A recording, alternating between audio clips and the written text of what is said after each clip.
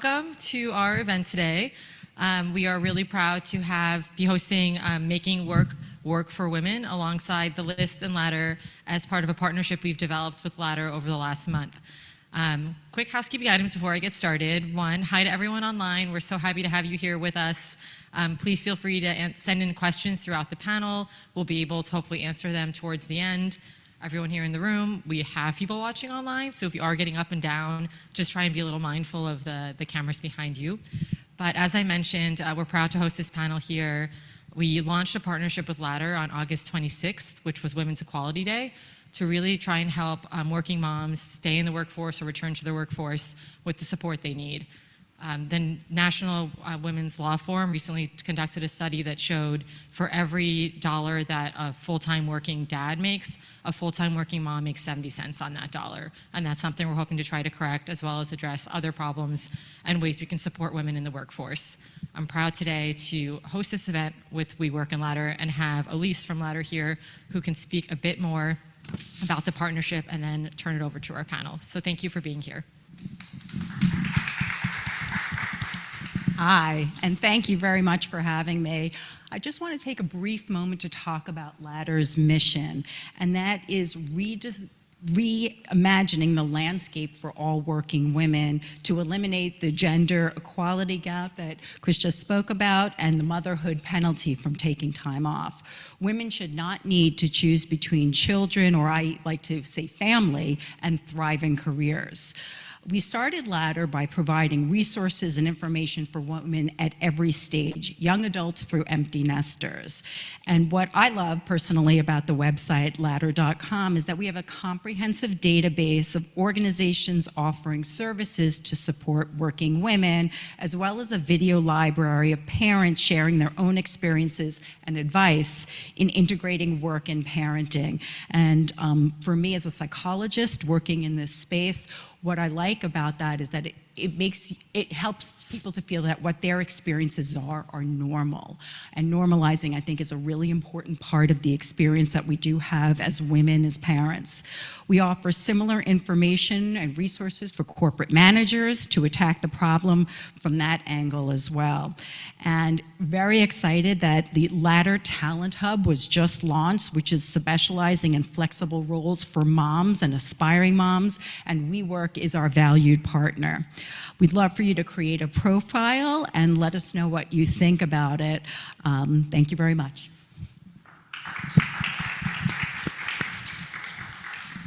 Thank you. Thank you. I am Anne Choquette. I am the CEO of The List. I am thrilled to be in partnership with WeWork and to support Ladder. What an amazing mission. And we really want to help support women in work and create equality. Let me introduce the panels. I'm going to frame the conversation and then we're going to dive in, and I promise you that everybody in this room and everybody who's watching us on the live stream will walk away with actionable steps, something you can do today, to make work better for yourselves, for your family members, for your co-workers, and for all women. I promise you. All right, so here on the couch with me, starting at the end, we've got Reshma Saujani, founder of the Marshall Plan for Moms and author of Pay Up, which if you are here in the room, we've got copies of the book for you in the back. We've got Ada Bernier, who is the CEO and founder of Skill Crush, who is upskilling and reskilling women, particularly, all underrepresented folks, to move into tech and to have more control over their career destiny. And Susan Chapman-Hughes, this woman, corporate powerhouse, spent 11 years at American Express as an EVP and is now on the board of directors for Toast and Smuckers. All right, now let me frame the conversation so that I can cue them up for tremendous success here. About a year and a half ago, I wrote the cover story for Parents Magazine and spoke to many of you about the crisis that was facing working women in the pandemic. Suddenly, we had no school, we had no access to caregivers, we couldn't see the extended family that supports us or could support us, And women left the workplace in droves. Millions and millions of women had to make a choice between supporting their family and having a career or staying at work. And millions of women left the workforce, which is to say nothing for the women who had to leave their families and go to work and didn't have the privilege to work at home and found themselves stressed and depleted and burnt out. At the same time, corporate was completely unprepared for the pandemic and for working at home and for flexible schedules.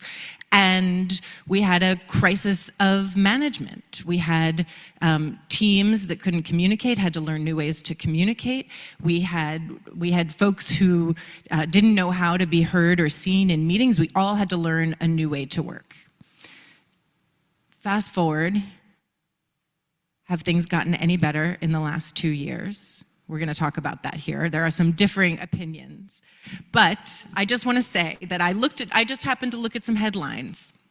And just yesterday, the Wall Street Journal had a story that said that paid family leave, maternity and paternity leave was up during the pandemic, and it just dropped 35% in the last year.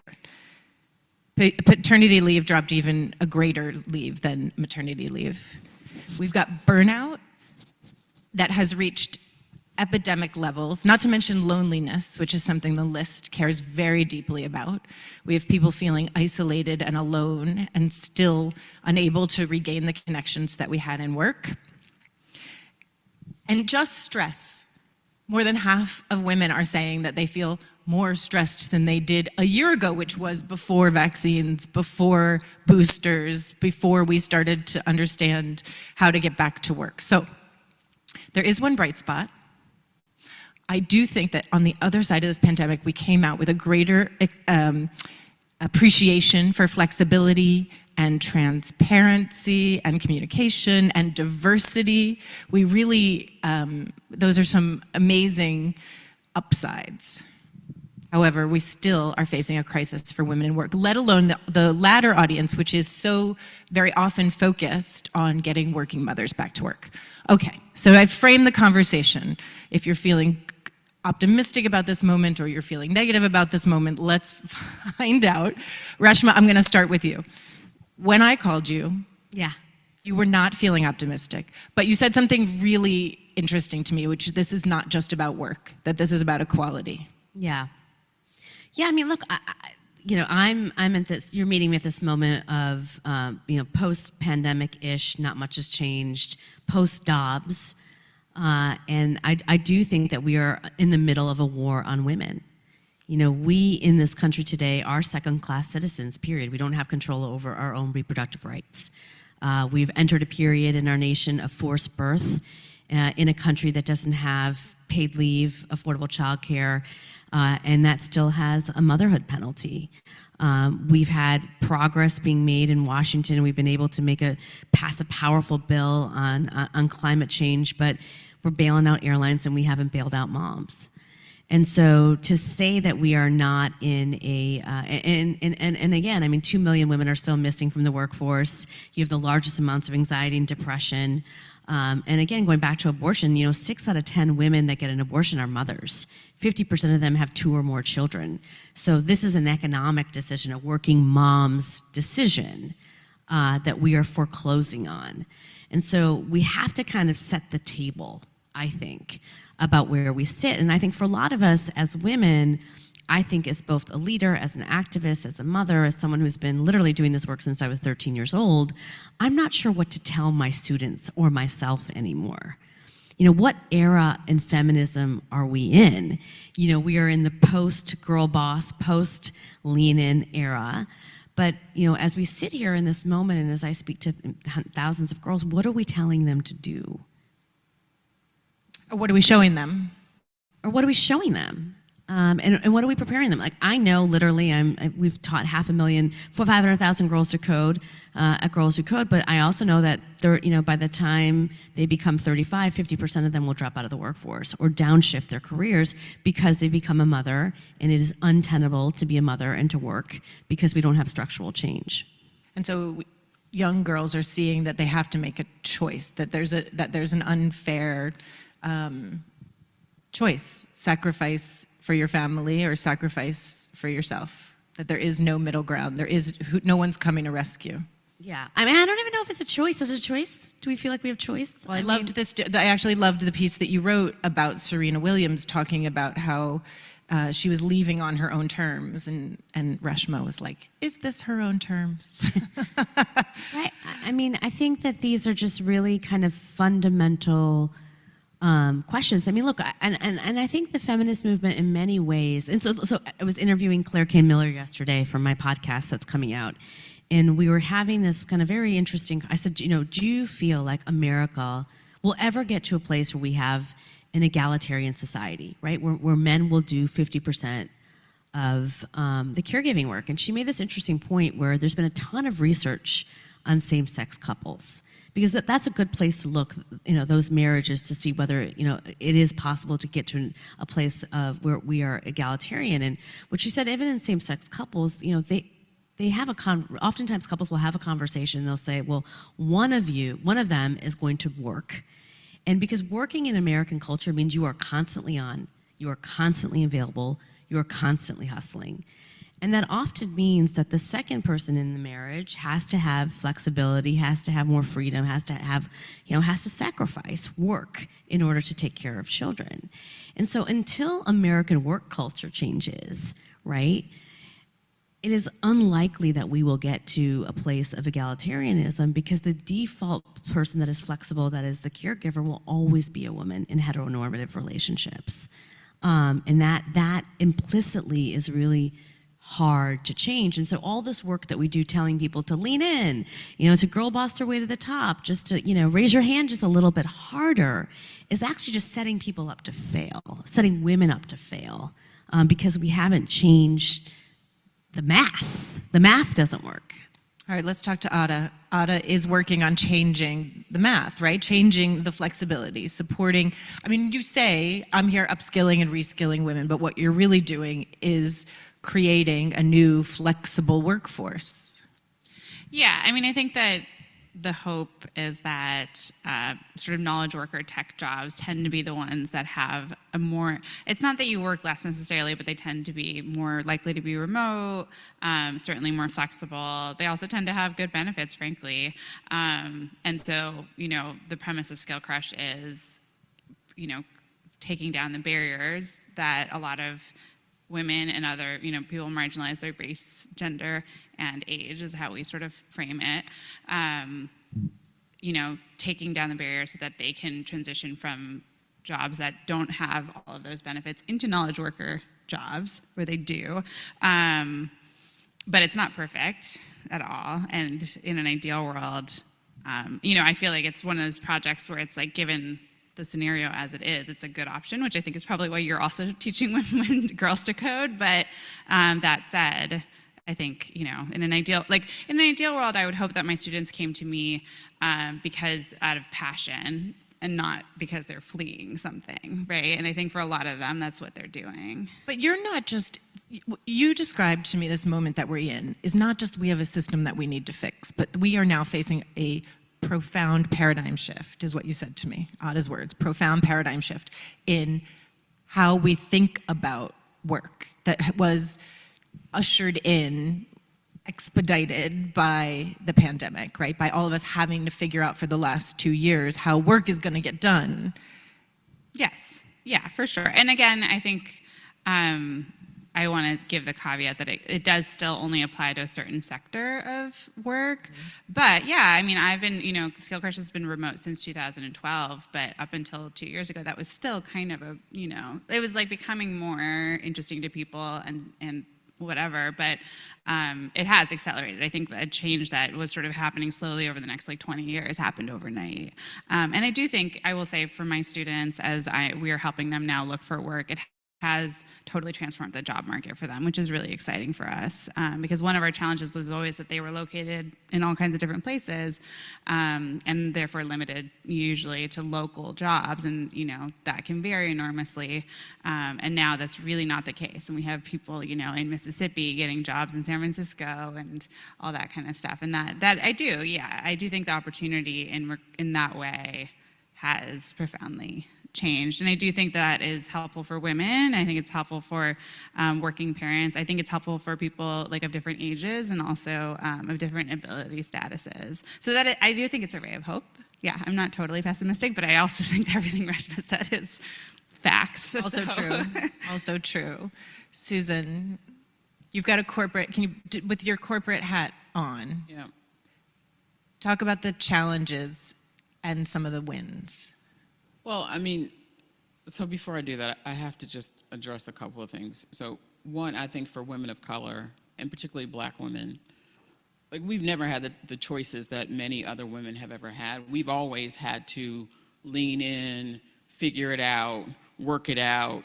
I oftentimes joke when I see, folks who are like, oh, I interviewed this Black woman and I'm not really sure about her. I'm like, listen, if you're gonna bet on anybody, bet on a Black woman, because you got to handle racism, you got to handle sexism, you got to handle every other ism, and you still have to manage your family and manage your extended family in many cases and do X, Y, and Z. So I think that for many Black women in particular, what is optimistic for some of us is that finally the rest of the women have got to wake up and now realize oh, we got to actually do something. So I feel like maybe the 53% won't be 53% anymore. Hopefully, right? I think we're seeing that with, what happened with Dobbs. And so to me, that is optimistic, because for so long, the women who were in the trenches were Black women, whether it was in corporate or whether it was in activism or the intersection of the two. Several of us have been active in public policy for many, many years because we recognize that if we don't have representation in Congress, in places, in the state houses, et cetera, that are representing our issues, then we don't get addressed. And I'm also clear that if you fix it for the Black community, it will be fixed for everybody else. So I just want to make sure that I say that, because I work in corporate circles. Oftentimes I think people think, oh, well, you've made it. Well, yeah, I still am subject to the same foolishness. I also think that for young people, particularly Gen Zers, they are not going to accept the same norms that we were willing to accept. They're just not. The way they think about life is they work to live. They don't live to work.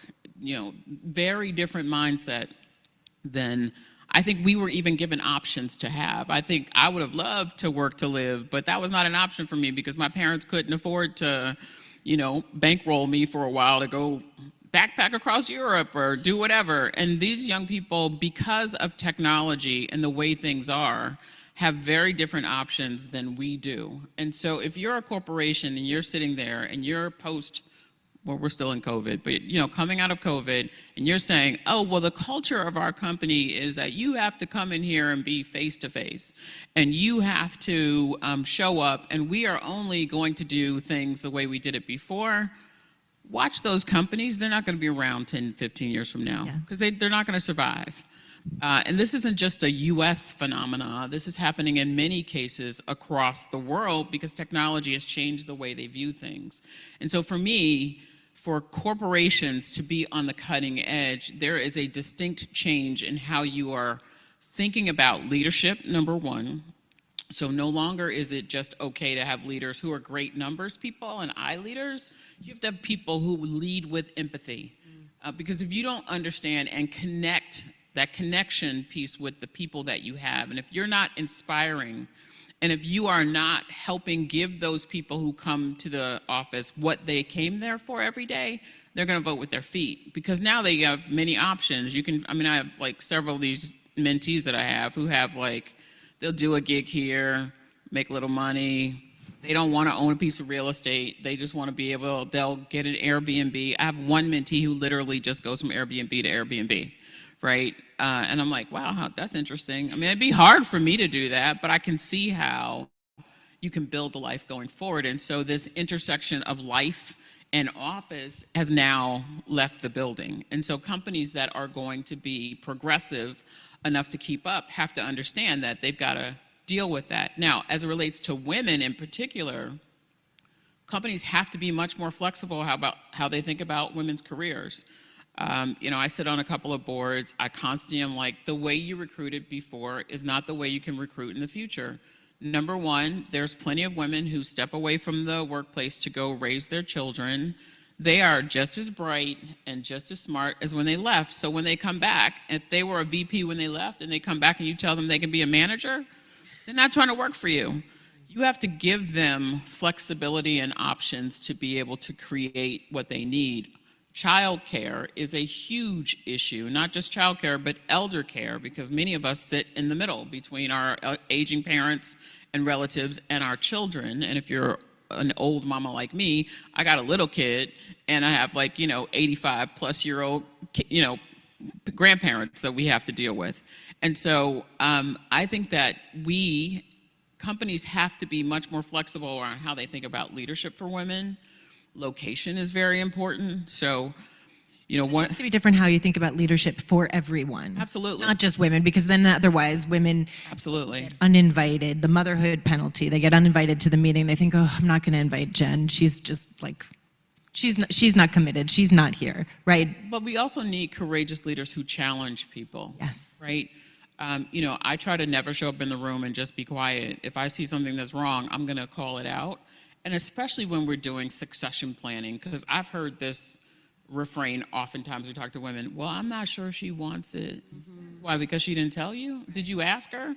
And when you ask her, did you tell her you were going to support her in her, and also speak life into her? Because as leaders, right, this is a thing. There's plenty of men out there who basically say, talk themselves out of things, et cetera. But they have this ecosystem that gasses them up, that says, you know what, yeah, I know you're feeling bad, but you can do it. I did it, you can do it. And so we have to change the paradigm. So what I'm pushing corporations to do is change the way you grow leaders in your organization, period. You have to have a different perspective, and it has to be local. And what I mean by that is I've met so many leaders who are like, oh, I'm so committed to diversity and I'm so committed to so-and-so. And then I'm like, okay, cool, you are? Well, tell me about your closest friends. And have they been to your house? And do you go on vacation with them? Who do you go on vacation with? And I start asking those questions and they're like, I'm like, well, look, just because you voted for Obama doesn't mean that you get it. You can't be empathetic unless you put yourself in people's shoes. You have to actually go to where people are. And that goes for all of us. So I'm pushing companies to be much more thoughtful around how they do that. As you know, I've been writing a lot of pieces about it. A lot of CEOs will call me and I'm like, hey, you got to get on the right side of history. So several of the conversations that you've seen where companies have now said we're going to support women if they want to go to another state to get the reproductive care that they want, have come because there's a group of us who are sitting there with our shoes, kicking them in the butt, saying, you have to go and do this. And it's causing them to have to be courageous. And one last thing, which is this intersection of what I call political issues or social issues, is only going to become more of a leadership issue in corporations. And so we have to prepare leaders to be able to deal with that. I'm an ultimate champion of the next generation, and the more we ask people to sit still, come into the office, roll back the clocks, wait your turn, the more likely you are to lose those folks. And I think all of that, diversity is an important piece of that too. I think that all of that, there's no going back. There isn't, but there is a structural change that has to happen in the way businesses finance what they call innovation and investment, right? If you've worked in a company, then you will know that there's this whole bent towards product that grows revenue as quickly as possible. Well, now you have to think about the people as part of that product. Because now, you need to be spending more, instead of viewing it as an expense to bring people into the office, you have to now think strategically around who are the people you need to bring together, under what circumstances should they come together, and what are the outcomes you're trying to achieve as a result of them being together, versus you just have to come here on Monday, Wednesday, and Friday, or you have to come here on Tuesday and Thursday. That's a different investment scheme in people, but I guarantee you the companies that will sit there and figure it out are the ones who are going to win. So talk to the women in the room here and the women watching us on the live stream, because so much of this, first of all, so much of this is not at the feet of women to solve. However, we have to advocate for ourselves. You have to craft your own career. What is the advice for women to find those companies? What do you want them to be thinking, to be looking when they're dating? When they're dating new jobs. Before the dating, because a lot of them are already in those companies.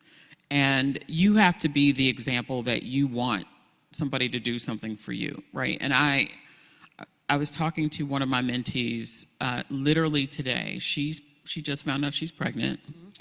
She's a high-risk pregnancy. And she said, I don't know when I want to go talk to my leader. She works for a tech company. Her leader is a female, right? So her doctor was pretty much like, listen, in order for you to get through this pregnancy, I want you to actually do this other program, which is going to take an additional 8 to 10 weeks. And so in order for you to have a healthy pregnancy and a healthy mind when you finish with this, I suggest you do this. Well, she went and told her leader, and the leader literally got angry with her. And so, the mama bear in me got really pissed off and was like, give me her number. But I couldn't call her. I had to let her fight her own battles. But I thought immediately about, if you're a woman in the workplace and you have positions of power and influence, you got to be the example. I don't care what the norm in your, what the company is doing or what the culture is doing. If we don't band together and break those norms, it won't change. It's like when I was pregnant, I was like, there's no way I can come back to the office after 3 months of being at home, because I had a baby at 47. And so I pieced together an extra month of leave, and I didn't even feel good enough to do anything until that 3-month mark. And when I came back to the office, I was like, look, this is ridiculous. You have got to change the leave policy. Because as women get older and having babies, there's no way they're going to be productive or even want to be here if you're telling them that the only way they're going to get paid is if they come back after 3 months. And guess what? They changed the policy. But if I hadn't advocated and other people hadn't gone to my people, then they probably would still have the same policy and think it was great. So we have to be the advocates that actually make the changes in our own spaces before the dating piece. So, you got power, you got to use it. I agree. I've heard you say that before, and your call to action for leaders, particularly women leaders, to be the change that they wish they had. Just because you didn't have it, you need to be the change. Reshma, let's talk about how change is going to happen. Let's just listen to Susan for the rest of the... I know, I saw you vibing with her. It was beautiful. You were getting all the nods over here, Susan. Well, she's an icon for us. Susan, was running stuff, and we were all trying to figure out how we could run stuff, so thank you. I want to talk about policy. We're talking about changing corporate. Let's talk about changing policy. You described it to me as little fires everywhere, right? That this is not going to be one big change. We're not waiting for Superwoman to come in and make the change. There's not one bill that's going to pass. How does that work? Well, listen, I think historically, this is not the first time, and I think it's important to note, as Susan was alluding to, the pandemic just revealed what we always knew. This is, when people are saying, well, women, everyone's recovered and women are back in the workforce. Well, they were never recovered in the first place. And, I know that my mother was, a refugee, I was a latchkey kid, children of immigrants, and most families in America have always been piecing it together, and have barely been making it. And so this was an opportunity, for Washington to say, let's learn from this and build it back better, instead of just build it back the same, which is kind of where we're at.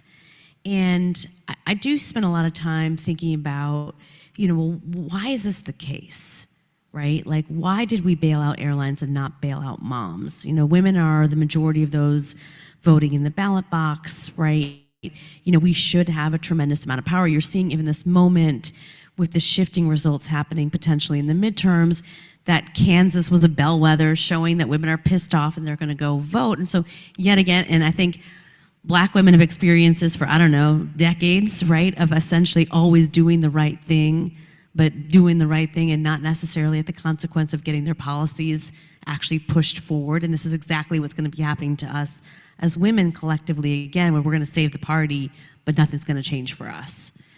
And how do we stop that cycle from happening? And so I've been thinking a lot, just as a movement builder, about the mothers movement. So for a lot of women of color, they've been organizing as moms for a long time. Even when we think about the reproductive justice movement, which is different than the reproductive access movement, that was led by Black and brown mothers saying, it's not just about reproductive rights, it's about all rights. And so we haven't been listening, to mothers who have been talking about this, Black and brown mothers, for 40, 50, 60 years. The child tax credit, that has been a long historical battle against women of color, about you only get a tax credit if you work. What is that basically saying to those women who are, again, barely making it by? And so I think we need to really examine this. But also from an organizing perspective, think about, we are good as moms of organizing for our children. Mothers Against Drunk Driving, Moms Demand Action. But we feel like we can't organize for ourselves because we're made to feel, again, I think in American culture, that you're a mom, you're a martyr. And so you don't get things from the government, from your employer, from your partner. You got to figure it out yourself. And it goes back to, and we know that the consequences of asking for what we need is you don't get the promotion, you get anger, you get demoted, especially again for women of color. And so we have to be at a different moment where, whether it's in the workplace or in the ballot box, that we start collectively organizing around an identity as mothers, because that does mean something. And I think from a policy perspective, I do think that we know what we need in order to make things to change. We need affordable childcare, we need paid leave, and we need to get rid of the motherhood penalty. So for the women here in the room, what can they do? How can, I'm just imagining these women looking this saying like, that's great, you're right. I need affordable childcare, thank you. I need some paid leave, What can I do? Yeah, so I think one, we have to start building community with one another. So when you go into that interview, you need to ask, what's your childcare benefits? Do you offer childcare benefits? What's your paid leave benefits? How much does that dad over there make? I want to make what he makes. And so you have to walk in, my friend Jack Dorsey also said to me, you have to walk into the conversation as if you have power and you have control. I love that. One of my favorite stories for us to own our power and our control, Eve Rodsky, who is a friend of the list and a member of the list, a friend of ours, will not, when she goes to, and gets asked for a speaking gig, she says, great, do you have an ERG? And does the person who's running the ERG get paid?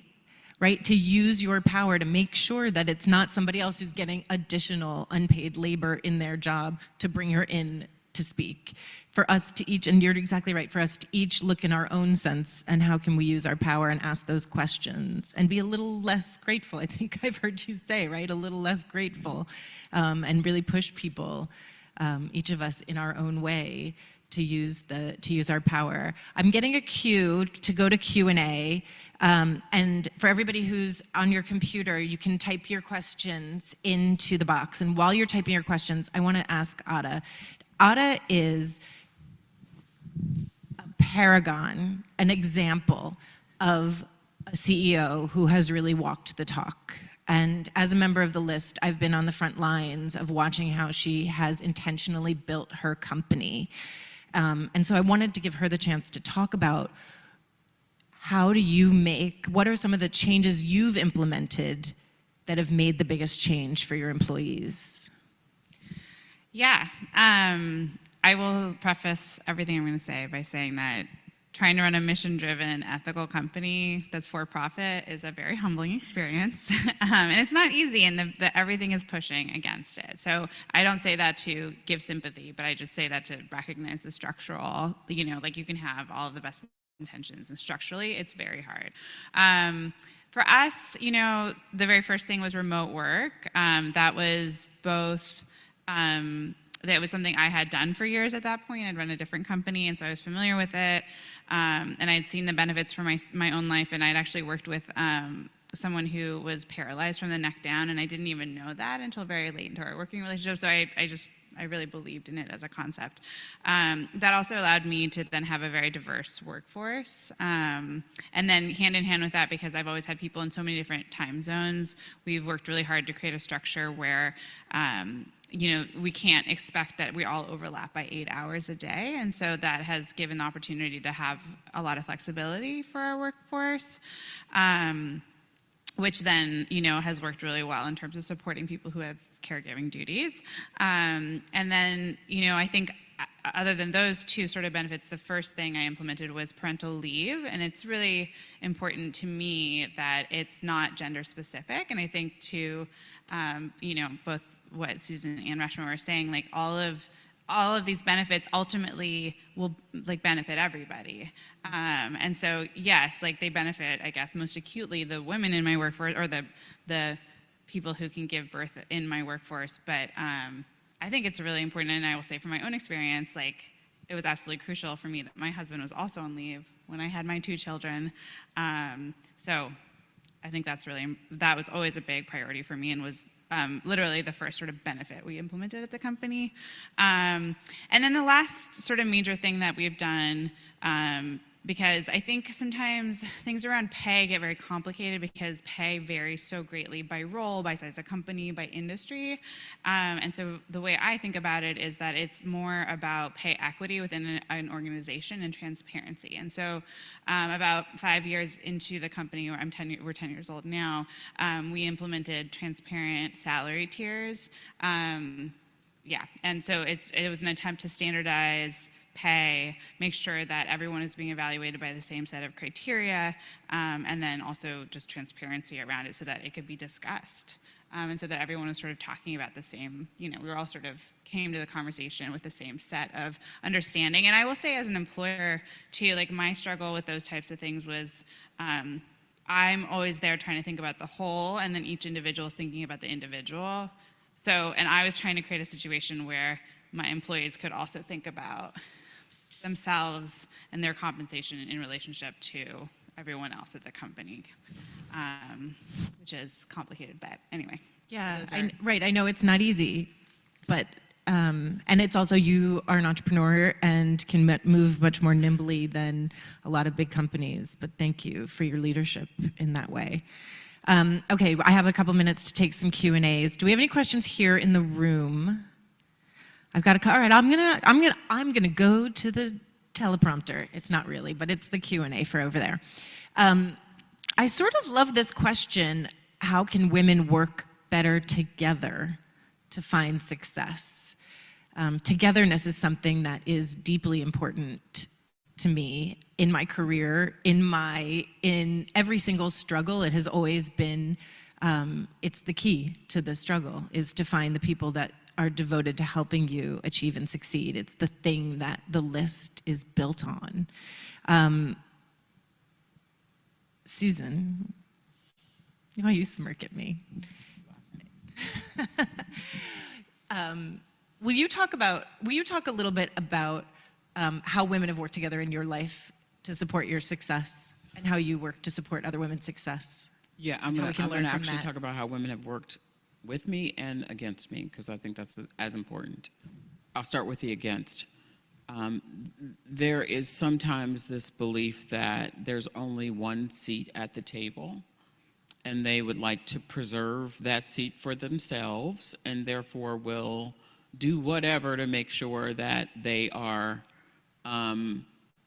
sitting in that seat. There's also been experiences where, so for example, when I hire people, I like to hire people who are smarter than me and who are better than I am.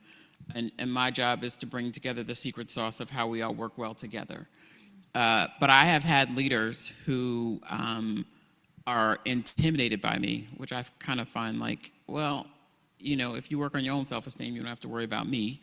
And so, therefore, that has translated into this, and these are female leaders, this very challenging connection, and they both have been white women, right? And so I think, part of what in reflection, I'm like, well, how come I can't get along with these people? Like, what's up with that? And part of it is, they have zero connection to my life.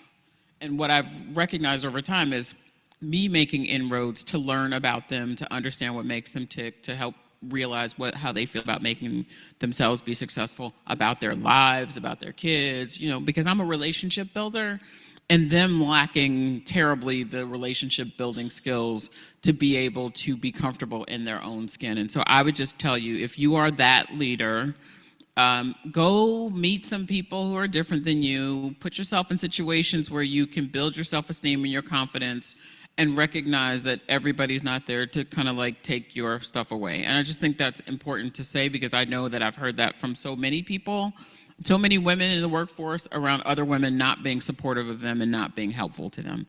Now, I also have my crew, if you will. We're all successful women, mostly Black, who we actually made a decision 25 years ago, before anybody knew who we were, that we were going to support each other and help each other. And that means transparency in compensation. What are you getting paid? How is your compensation put together? What does that look like? It comes in the form of, one of them is just a phenomenal career coach, and she's great. She's a CHRO. She is fantastic at helping rip our resumes apart and put them back together, and she's also fantastic at helping us think about opportunities and structure the way we go after interviews. I'm more of the person of, once you get in the seat, how do you navigate and how do you manage? And so we actively open each other up to those things. But one of the other things that we also do is we are wholly focused on helping each other build wealth, because we realize that the ability to build wealth is going to be a game changer for our kids, for our families, and for all of the people that we impact. And so, for example, in a couple of weeks, I met this woman who's amazing. She's a Black woman. She started this fund. She wants to help get more Black women as investors outside of their 401k. And so I'm going to host a brunch at my house, and everybody's coming, and we're going to talk about the ins and outs of what it means to be an LP, and the different ways that can take form. And then we also have decided that there is a junior group of women that we mentor who they're not qualified as accredited investors, but we want to create a syndicate for them to be able to participate and learn. And so I think that those are the ways that you help women come. If you're in the office and you are a senior woman, and there are women in your organization who you see who are struggling to navigate, or you're sitting in the talent conversations and they're saying the crazy things about her, like, oh, she has sharp elbows or whatever, it's incumbent upon you to grab that woman, pull her into your office, share what they have said about her so she is aware of what those things are, and then to work together to help address those things. But more importantly, it's up to you, while you're sitting in that room, to use your power to push back against the narratives. Like, I can't tell you how important that is. I've seen it happen over and over and over again. The same behavior that a man does versus the woman, and the guy is amazing and everybody thinks he's fantastic, and the woman has the sharp elbows and is problematic. And so my number one thing has always been to make sure that the ladies get paid what they're worth. So I will be the one in the room pushing and screaming, pushing for the compensation equity analysis to see where they sit relative to their peers in the marketplace, and making sure that the organization is paying them what they're worth. And that's how you use your power. This is a woman who has been in the room, who has used her power. And I also love that you take that power out of the corporate structure and you're putting it in your at brunch at your house turning it into brunch, because that's something that everybody can do. Who are the people that you need to surround yourself who are going to unlock the information? And it's interesting, it's not necessarily your friends, right? This is a very purposeful crafting, curating of a community of people who can unlock secrets for each other. It's amazing. Well, and in the words of my grandmother, if you take care of the giving, the receiving will take care of itself. And so you have to be an unselfish giver. You can't qualify who or how. Now, if people show you that they're just trying to take things away from you, great, put them on the side. But be open to how you can be helpful to people. I love that. Thank you. All right, let's see. We've got another question here. Ada, I think this one is for you. What advice do you have for women looking to make a change in their career, but they don't even know where to start? That's a good question. You don't even know where to start. I think if you just kind of have to go through a period of exploration. So talking to people, I think one of the challenges can be that we all have sort of ideas of what is for us and what isn't for us. And I would encourage everyone to try to cast those aside and go out for something that's a little bit different and explore it. I think you have to take into consideration all of the stuff that we've been talking about in terms of, what's going to work for your lifestyle and all of that. It work for you, not you make you work for it, right? Not how can you mold yourself, what changes can you make? Yes, exactly. And think critically about, what industries and what kind of companies are going to be supportive. I think if I can just piggyback a little bit off of what Susan was saying, something I think a lot about though is that, as a woman, but as a white woman, I think you occupy a complicated situation because on one hand you are a part of a marginalized group, and on the other hand you're not. And I would just encourage, especially white women, to get curious about, I think a lot about change from the bottom up and thinking about how, we're obviously all knowledge workers and women have a certain amount of privilege, and there's still a lot of problems that we're facing. But if I'm having a problem, holy shit, what about women who are undocumented, women who are not knowledge workers? And I think, I live in fear of being, I won't name this person, but the person who had to get pregnant to know that it's really a long walk or whatever in the parking lot for a pregnant woman, I think a lot, I try to, we all are that person, or I will speak for myself. I have been that person for a million issues, a million times, but it's I'm always trying to think critically about, in terms of this question of how do we build togetherness. I think a lot of that has to be who are you even considering in your togetherness map? Who are you being, who would you be together with, and who is not included in that? And I don't know, I think about this a lot as a mom, because it's I'm part of a lot of moms groups, and to me, I have 2 boys, and I'm my job is not to, they won the privilege lottery, right? They're too, anyway, so my job is not to then further optimize their lives, right? It's to try to think about how do I advocate for all the children to get the same amount of privilege that frankly they were born with, so. I love that. Think about who you're together with. Think about who can you support and how can you use your power.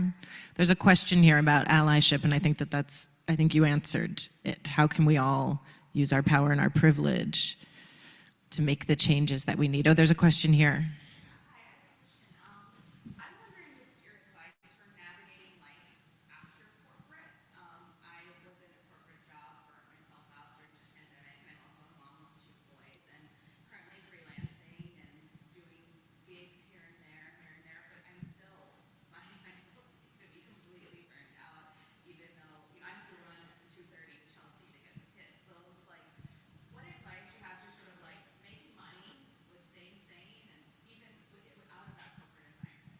If we can get Reshma to change school hours so they don't end at 2:30, that would really probably help every single woman on this panel and in this room. I think the one thing is you have to give yourself a beat to not go from one hustle to another, right? I should take my own advice. I stepped off of being the CEO of Girls Who Code to then start another organization while I have a 2-year-old and a 7-year-old. And so I'm definitely exhausted all the time. And so, but one of the things I know I whisper to myself at night is like, I want to do things differently. Like in my first job, I saw my kid that I had spent 10 years trying to have after more miscarriages than I can count, an hour a day. I was on 3 planes. I missed every doctor's appointment until I learned like my liver failed and I had mercury poisoning and COVID all at the same time. So I think I think you should, if you are feeling burnt out, then just chill. Can I just Relax. quickly, so in the spirit of being specific, do a time study for the next 2 weeks. Write down literally how you're spending every hour of the day. At the end of that time study, ask yourself, do I really need to be the person who does this?